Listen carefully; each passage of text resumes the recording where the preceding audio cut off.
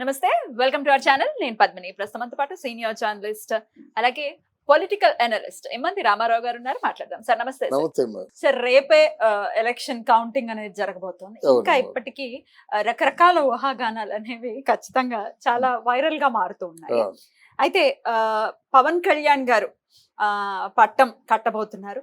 ఆయన ఖచ్చితంగా గెలవబోతున్నారు అన్న ఉద్దేశంతో అవును. ఆయన ప్రమాణ స్వీకారానికి ఖచ్చితంగా చిరంజీవి గారు వస్తారు అనే మాట అవును. వినపడుతుంది. అవును. తట్టుకోగలరా అసలు ఆడియన్స్ వాళ్ళిద్దరిని అలా స్టేజ్ నుంచి తట్టుకోవడం అసలు ఇది కష్టం. జరుగుతుందా? అక్కడ మరి జనాల్ని కంట్రోల్ చేయడం కూడా కష్టం. కష్టం ఒక అవుతుంది. పవన్ కళ్యాణ్ ఫ్యాన్స్ వస్తేనే కష్టం అవుతుంది. మరి మెగాస్టార్ పవన్ కళ్యాణ్, మరి ఎవరు రామ్ చరణ్ వస్తాడు. మరి వీళ్ళు ముగ్గురు కలిస్తే ఇంకేముంది? అది కష్టం. పోలీసులు కూడా కంట్రోల్ చేయడం కష్టం, కానీ కన్నుల పండుగగా ఉంటుంది. Yeah. ఆ ఊరంతా కూడా పెద్ద పండుగ చేసుకున్నట్టుగా చుట్టాలు బంధువులు అందరితో అంత హ్యాపీగా ఫీల్ అవుతారు. అయితే పవన్ కళ్యాణ్ ఓడిపోతాడు అని చెప్పినట్టయితే ముందు వాడిని కొట్టేస్తారు పట్టుకొని. అలాగున్న జనాలు ఓడిపోవడం. అంటే పవన్ కళ్యాణ్ మీద వర్మ అంటే పూర్వపు ఎమ్మెల్యే నా యావదాస్తిని కూడా పందెం కాసేస్తానని చెప్పాడు. అంటే పవన్ కళ్యాణ్ మీద ఉన్నటువంటి అభిమానానికి పరాకాష్ట. అభిమానము ప్లస్ కాన్ఫిడెన్స్ కూడా. కాన్ఫిడెన్స్ అభిమానం ఉన్నంత మాత్రాన ఆస్తి ఇచ్చేస్తాను అని అనలేరు కదా. యావదాస్తి ఇంకెక్కడ మిగిల్చుకోకుండా. అయితే అలాగే జరిగింది. ఇక్కడ ఏంటంటే పవన్ కళ్యాణ్ కష్టపడ్డాడమ్మా. ఎవరైనా ఈ చెప్పినట్టు కష్టే ఫెయిల్ అంటారు, సిన్సియర్ ఎఫర్ట్ నెవర్ ఫెయిల్స్ అంటారు. అది నిజమైతే ఇది నిజంగా తప్పకుండా గెలుస్తాడు. తర్వాత పవన్ కళ్యాణ్ అనుభవించిన టార్చర్కి డబ్బులు లేకపోతే ఎంత ఇబ్బంది పడిపోయాడు. 65 కోట్లు అప్పు చేశాడు. ఎవరు అలాగా అప్పు చేస్తాడు 65 కోట్లు? పిల్లల తాలూకు ఎడ్యుకేషన్ కోసం దాచుకున్నటువంటి డిపాజిట్లు మళ్ళీ విత్డ్రా చేసేసుకున్నాడు. ఎవరు చేస్తారమ్మా? తర్వాత ముఖ్యమైనది ఏంటంటే ఎంతటి క్లిష్ట పరిస్థితి వచ్చిందో కదా, వాళ్ళ వదిన దగ్గర ఆ పరిస్థితిని అధిగమించడం కోసం వాళ్ళ వదిన దగ్గర 2 crores తీసుకున్నాడట. అంటే ఆయన మానసిక స్థితిని మనం బేరీ చేయడం కోసం చెప్తున్నాను అనమాట. ఇంత ఎండ అనక వాననక ఓ పగలంతా ప్రచారం చేసుకొని, రాత్రులంతా షూటింగ్లు చేసుకొని, లేదా రాత్రులు షూటింగ్ పగలే షూటింగ్ చేసుకొని, రాత్రులేమో కౌలు రైతులు ఆత్మహత్య చేసుకున్న వాళ్ళకి ఇళ్ళకి 12 గంటలకి 1 గంటకి తెల్లవారు అనమాట.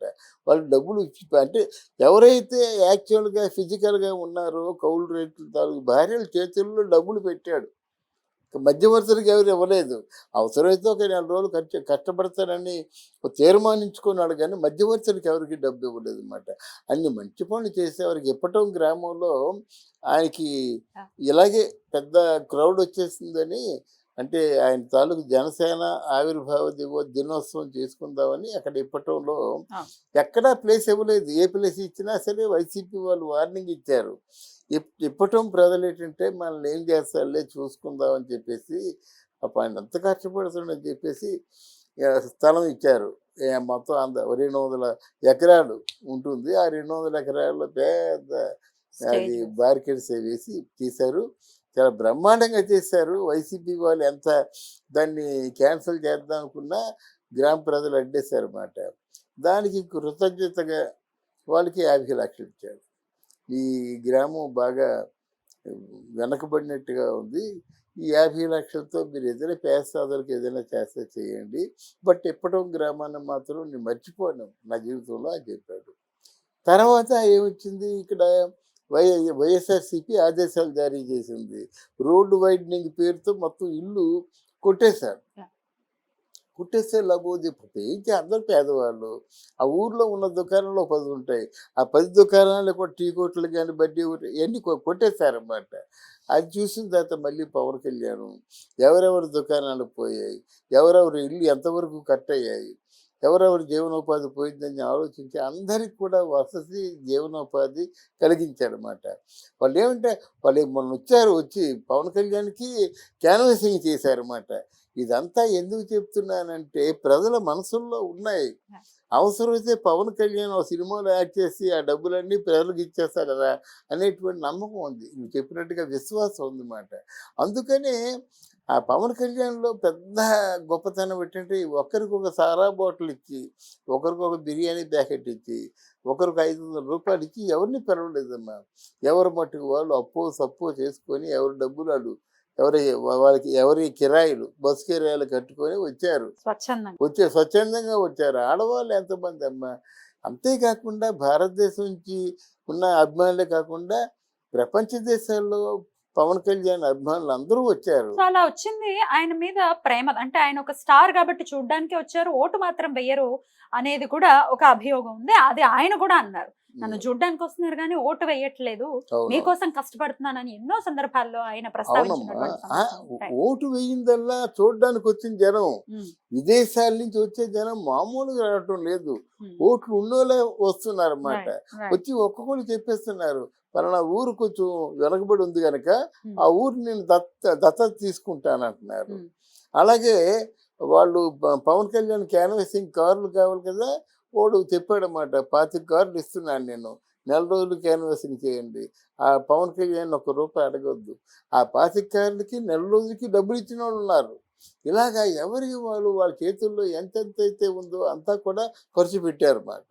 ఇలాగా ఏ రాజకీయ నాయకుడికి కూడా జరగలేదు. ఇప్పుడు ఎన్ఆర్ఐలు కూడా ఏం చెప్తున్నారంటే, పవన్ కళ్యాణ్ గెలిచిన తర్వాత అధ్యక్ష అంత వెళ్ళిపోతాం అని ఉన్నారన్నమాట. ఇట్లాంటి పరిస్థితుల్లో వీళ్ళందరూ పిఠాపురంలో పవన్ కళ్యాణ్ ఓడిపోతారంటే ఎలా నమ్ముతాం మనం? మన వర్మ ఆయన కూడా రాజకీయ నాయకుడే, ఎక్స్ ఎమ్మెల్యే. ఆయన ఒకటే అంటున్నాడు, ఇండియాలో ఎవరికి రానటువంటి మెజార్టీ పవన్ కళ్యాణ్కి వస్తుంది అన్నాడు.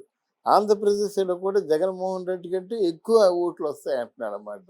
సో ఇన్ని కారణాల చేత మనం పవన్ కళ్యాణ్ విక్టరీని మనం కన్ఫర్మ్ చేయొచ్చు.